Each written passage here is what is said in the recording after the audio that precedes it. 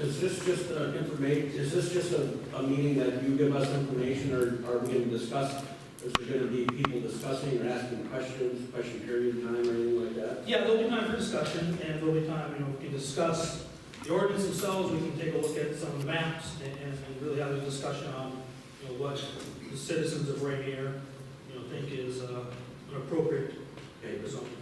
I mean, in order to discuss things, I don't agree with a lot of what you're saying right there in the purpose of zoning.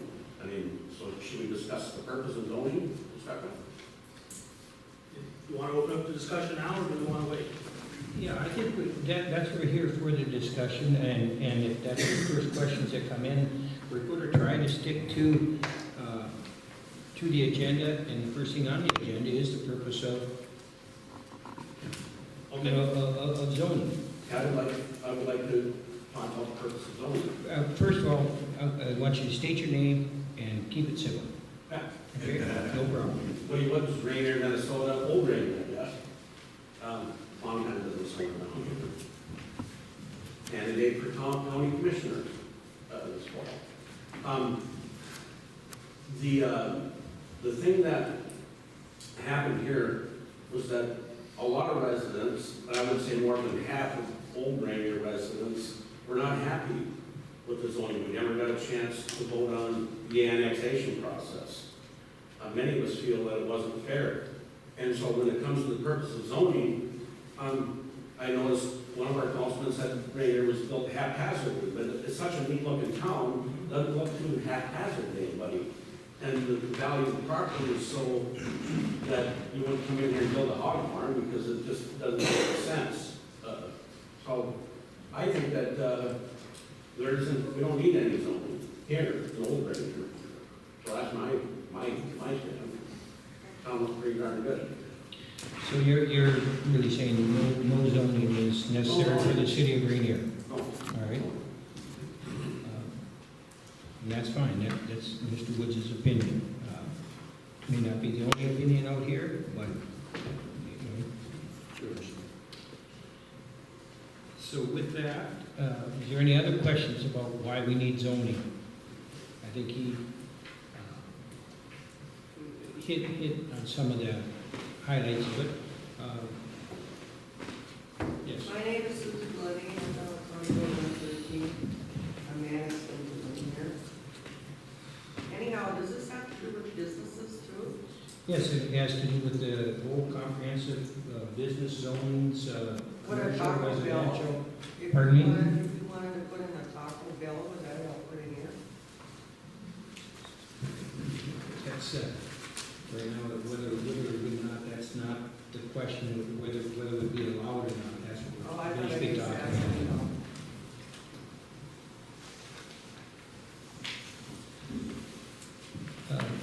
Personally, on these issues here, and also if we let Mr. Burke said, have you touched on all your issues, why you think zoning is necessary? And then we'll jump into what changes would occur from what we have now. Yeah, I mean, these are, I think, a fairly concise list of why I think the purpose of zoning, why I think, it's good and necessary in Ranier. Now, how you talk about the level or what's going to change and stuff, we can talk about that. Well, correct me if without certain zoning, someone would come and complain about a setback, would we have any control over that? Other than, if you look on item 3, 4, and 5, the existing ordinances on this page, those are mandated by the floodplain, those are mandated by the state. You see 3, 4, and 5? And so those are rules that are set that are enforceable by the state, whether we accept them or not. Okay? If no other ordinances would be acted on, and correct me if I'm wrong, I'm just throwing it out there, no other ordinances are acted on, then are there setback laws that would be enforced or not? I'm sorry, about the setback? Well, if there's no ordinances, Right. if we pass no ordinances, Are there any rules that we have to follow? That is, for example, setback rules. Someone could build right next to the other guy's property. Is that correct or incorrect? Yeah, well, without those rules, you could build to the property line, in any direction, you could build a 50-story house, or, and maybe that's not likely, but someone could decide to buy up a couple lots and build a gas station right in the middle or on the edge of a residential neighborhood. And,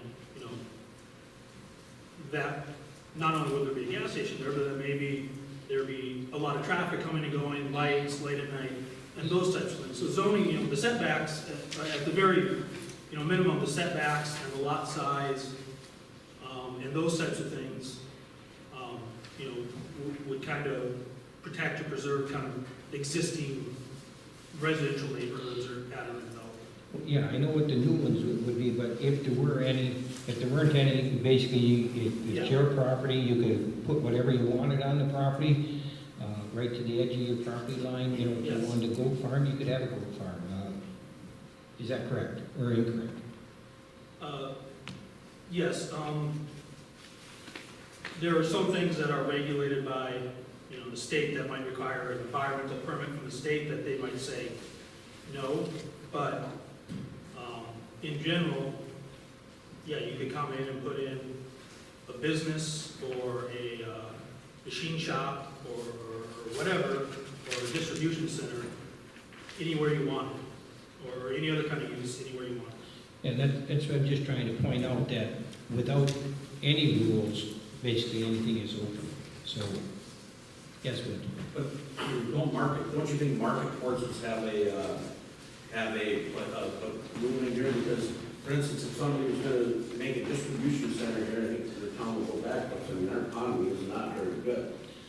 I think that was just an example. Wood. Yeah, I mean, well, just the idea of that, but yes, maybe that. But as an example, Mayor, it's not likely to happen. So it's not likely that somebody would put a hog farm in. It's not likely that somebody would start a recycling center there. It's not.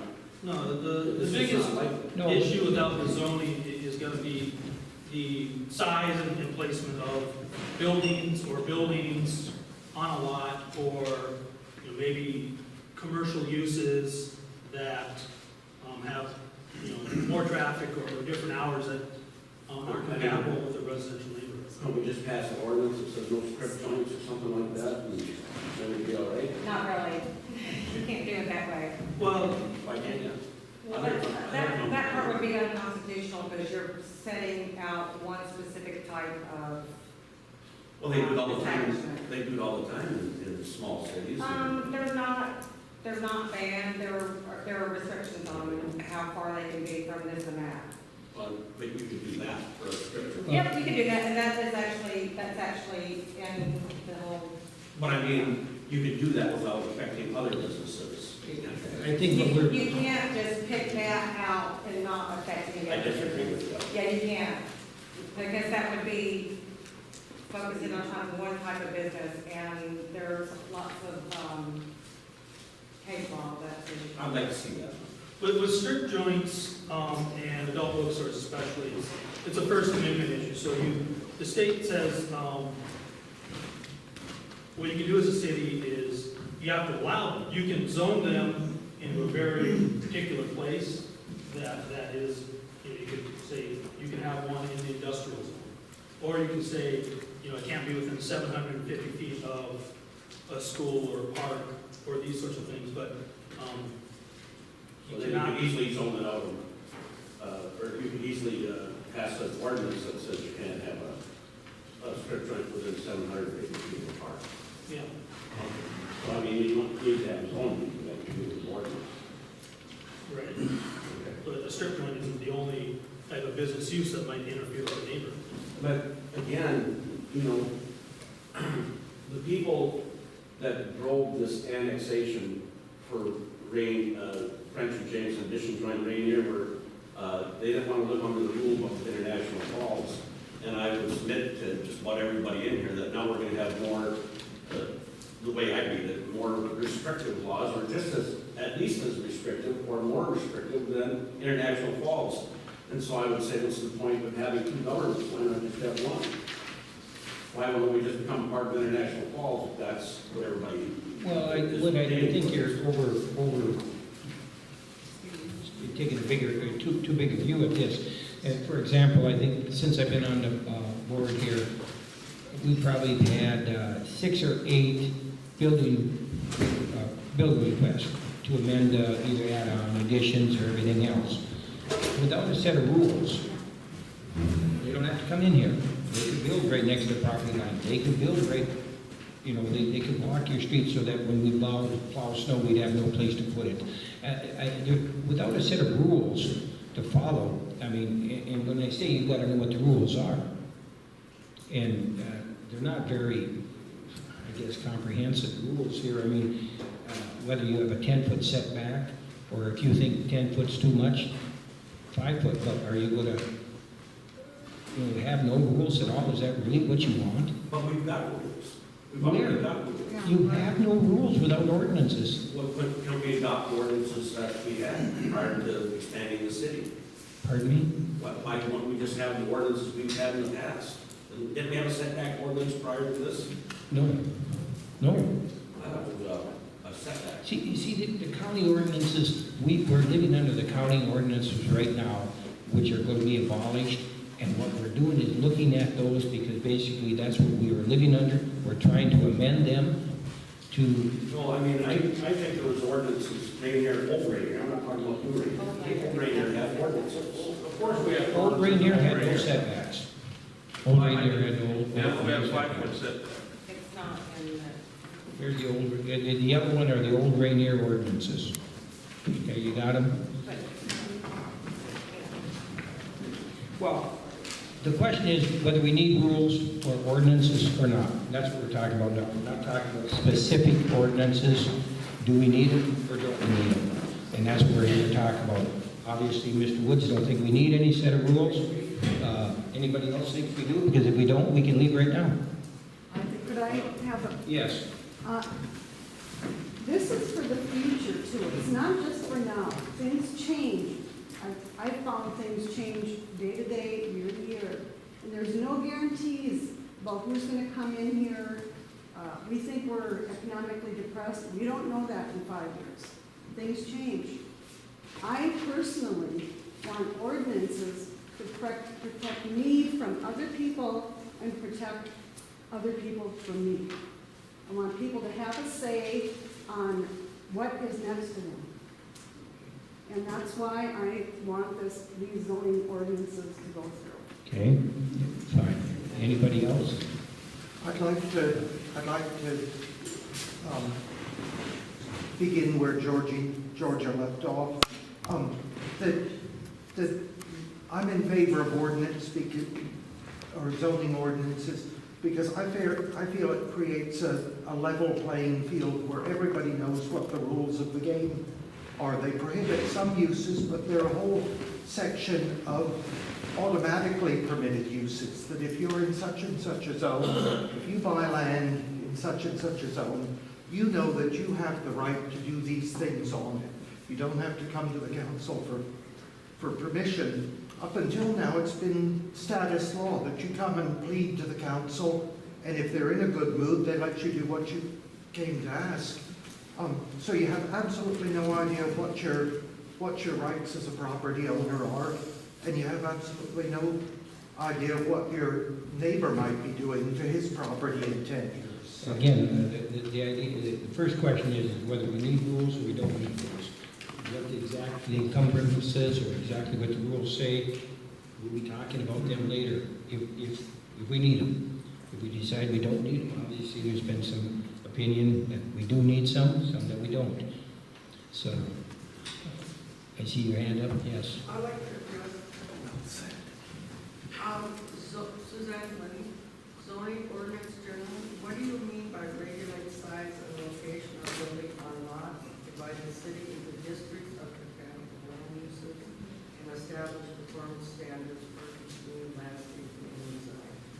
Okay, well, the first one, this is really about the setbacks, how far the building can be from the front of your property line, how far it can be from the side of your property line. Have you decided? Well, we have the recommendations. In The annexed areas outside of the village of Ranier, they would, for residential, they would remain the same as what was under the county. Commercial, we would actually be reducing the setback requirement a little bit. In this part of Ranier,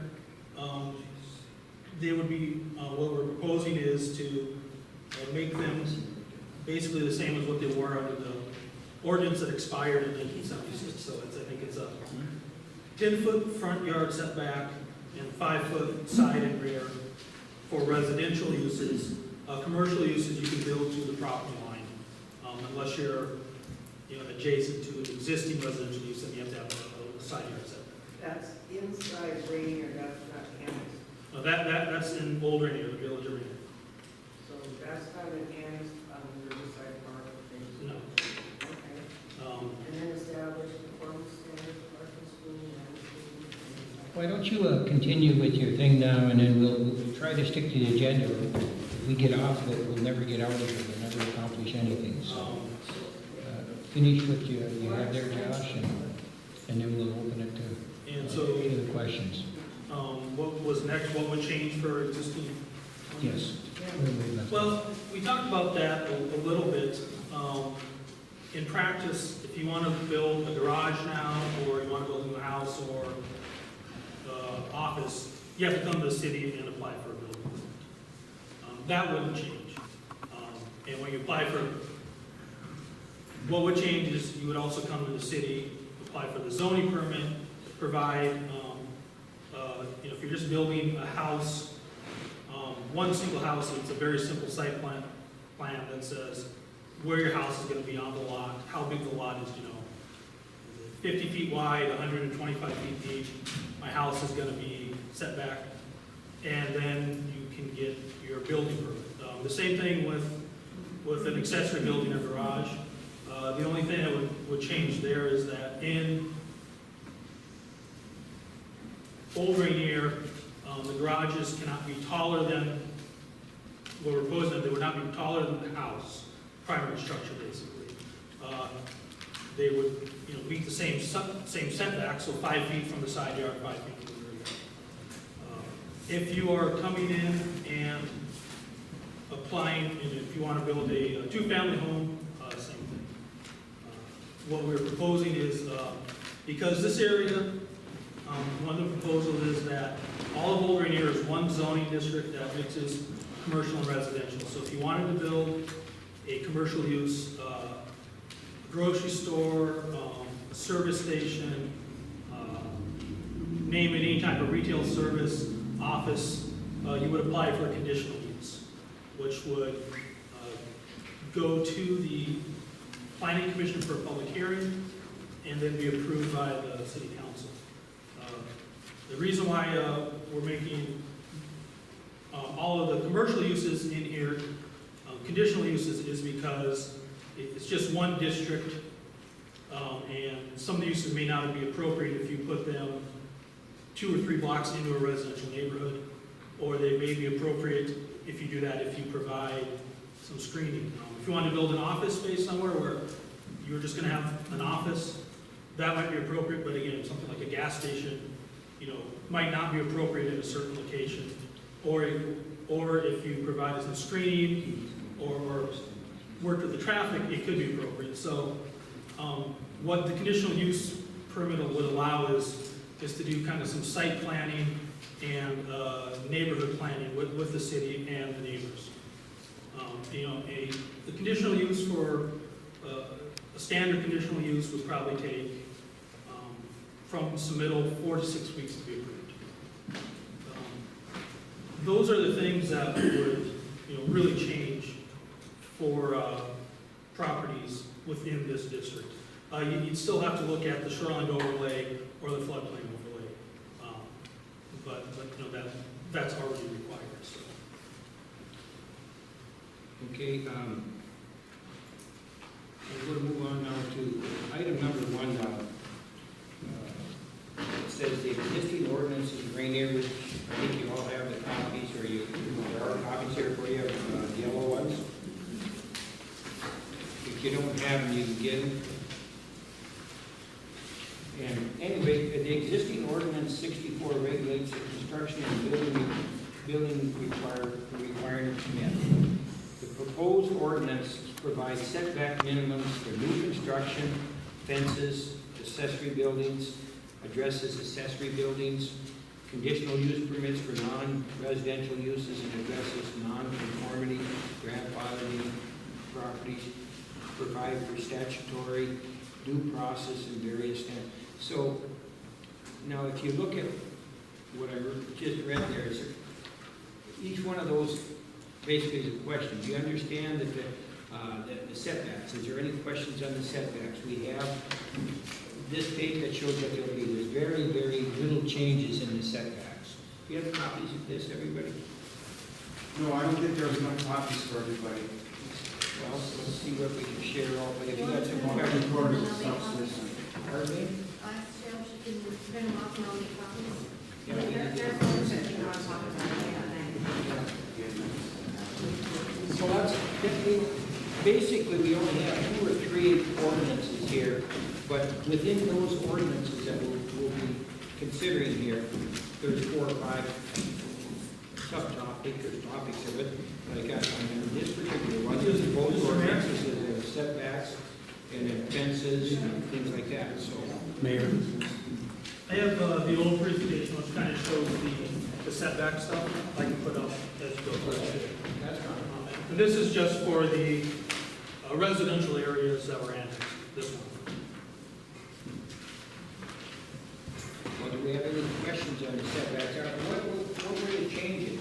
I mean, from what we have right now, what are the changes?